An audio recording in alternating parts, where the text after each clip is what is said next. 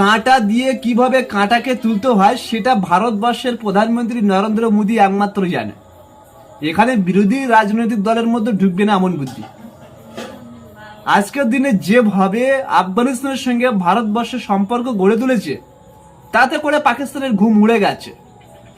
ভারতবর্ষের প্রধানমন্ত্রী কূটনৈতিকভাবে যে কত কি করতে পারে সেটা হয়তো পাকিস্তানের জানা রয়েছে, তাই পাকিস্তানের ঘুম উড়ে গেছে। আর আফগানিস্তানের মধ্যে এয়ার স্ট্রাইক করেছে। আফগানিস্তান তালিবান সরকার পরিষ্কার জানিয়ে দিয়েছে ভারতের সঙ্গে সম্পর্ক গভীর আমাদের থাকবে এবং সারা জীবন থাকবে, আমাদের মন্তব্য করলেন তালিবান সরকার। এবং পরিষ্কার জানিয়ে দিয়েছে ভারতকে যাতে কখনো পাকিস্তান এবং আমেরিকা খারাপ ভাবে না দেখে, খারাপ মন্তব্য না করে, বদনাম না করে, এমনই মন্তব্য করেছেন তালিবান।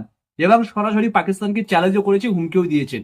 কারণ পাকিস্তান যেভাবে এয়ার স্ট্রাইক চালিয়েছেন তোমার আফগানিস্তানে, তার প্রতিশোধ আফগানিস্তান নেবে বলছে।